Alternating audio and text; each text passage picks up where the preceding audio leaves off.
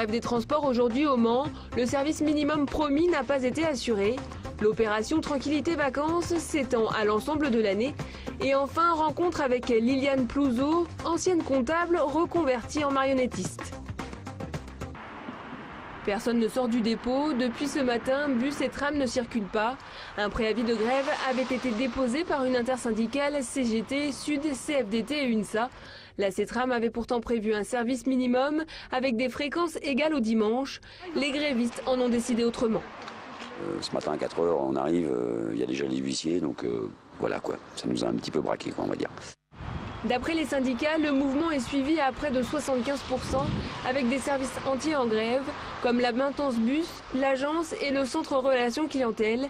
Ils dénoncent l'insécurité grandissante et revendiquent des augmentations de salaire, mais surtout une amélioration des conditions de travail. Et en plus, avec la renégociation du contrat délégation service public pour 7 ans, on s'est aperçu qu'il y avait encore une dégradation supplémentaire, normalement, notamment sur les samedis. C'est-à-dire qu'on va supprimer de l'offre tôt le matin. C'est-à-dire là où on avait des bus qui sortaient tôt le matin, on n'aura plus ces services-là, mais ça va se traduire par des services en 2 vacations et des services en 2 fois soir, donc on n'est pas gagnant du tout. Les syndicats et la direction ont entamé des négociations vers 17 h ce soir, mais les grévistes préviennent déjà, si un accord ou du moins une avancée n'est pas trouvée aujourd'hui, le mouvement pourrait très bien continuer dans les jours à venir.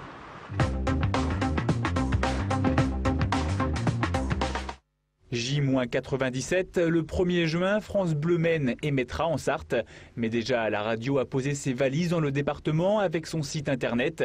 Un site que France Bleu imagine être un outil de proximité. De nombreuses rubriques sont déjà disponibles.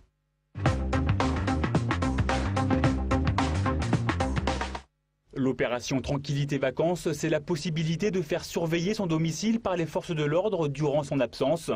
En ville, c'est de la compétence de la police nationale. En 2009, la police a constaté 546 cambriolages, soit une baisse de 19%. 657 habitants avaient demandé une surveillance de leur domicile.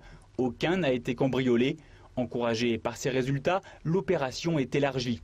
Depuis déjà plus d'une vingtaine, voire même une trentaine d'années, c'est essentiellement pendant les périodes estivales, juillet et août. Et là, en fait, l'opération a été prolongée sur toutes les périodes de vacances scolaires, et donc là, particulièrement sur celle du mois de février, quoi. Côté gendarmerie nationale, on note également de bons résultats. En 2009, plus de 1500 Sartois avaient demandé la surveillance de leur domicile. On constate moins de cambriolages dans les maisons qui sont signalées. Ainsi, pour le groupement de la Sarthe, en 2009, sur les périodes estivales, nous avons eu plus de 1700 signalements et 3 maisons qui ont été visitées. Fort de ces bons résultats, la gendarmerie élargit l'opération à toutes les vacances scolaires, mais également au reste de l'année. Pourtant, les militaires mettent une nuance. Le système a des difficultés à se mettre en avant. Peu d'habitants les informent de leurs absences. Sur les vacances de l'hiver 2009, nous avons seulement eu moins de 30 courriers reçus. Pour les vacances de février, on constate que seulement 10 particuliers, 10 administrés se sont présentés ou ont envoyé un courriel à la gendarmerie pour signaler leur absence. Explication possible, le réflexe de compter sur ses voisins. Pour signaler son absence, 2 possibilités, soit le site internet de la préfecture, soit en se rendant directement au commissariat ou à la brigade du lieu d'habitation.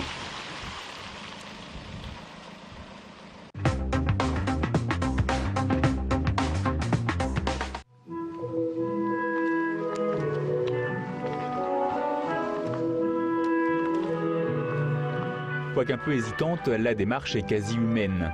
Cette marionnette tient le haut de l'affiche dans Valentine et le végétal. Reliée à sa créatrice par une quinzaine de fils de nylon, Valentine part à la rencontre de l'agriculture d'aujourd'hui et de demain. Seule sur scène pendant plus d'1 heure, Liliane doit assurer la gestuelle de ses marionnettes. Sauf que des fois... Elle nous livre des gestes auxquels on ne songerait pas. Il ne faut pas chercher le geste d'ailleurs, des fois. C'est elle qui va faire. Puis après on suit. On va me refaire une chirurgie esthétique parce que, normalement, les marionnettes, elles sont plutôt fabriquées en bois de tilleul. Mais mon amoureux à moi, il dit que je serais plutôt mieux en bois de charme. Liliane le sait très bien, à chaque représentation, les enfants vont la suivre dans l'univers de Valentine. Pourtant, elle souhaite plus que tout agrandir son auditoire. Retenez bien, l'amidon, c'est une combinaison d'unités de glucose. Le challenge que je me donne, c'est que la marionnette, ça s'adresse aussi aux adultes. Et que les spectacles que je prépare, comme là sur l'amidon, c'est quand même un sujet assez technique à la base, même si dedans j'ai mis beaucoup de mise en scène pour apporter quelque chose de très distrayant. Chaque marionnette est née entre les mains de Liliane. Des plans à la réalisation, elle fait tout. Elle leur a même donné une personnalité. Pas étonnant alors qu'elle y tienne comme à la prunelle de ses yeux. Il ne faut pas tomber dans le fétichisme avec la marionnette. Mais malgré tout, on s'y attache énormément. Et vraiment, c'est vrai que s'il leur arrivait quoi que ce soit, ça serait très difficile pour moi. 3 ans après avoir quitté son emploi de comptable, Liliane sait que si sa compagnie de marionnettes existe, c'est bien sûr grâce à sa famille, mais aussi grâce à Annick, sa partenaire de la première heure. Or, j'étais infirmière en salle d'opération, donc la technique, ça me connaissait. Et moi, je connais le spectacle et j'envoie la musique au fur et à mesure des numéros.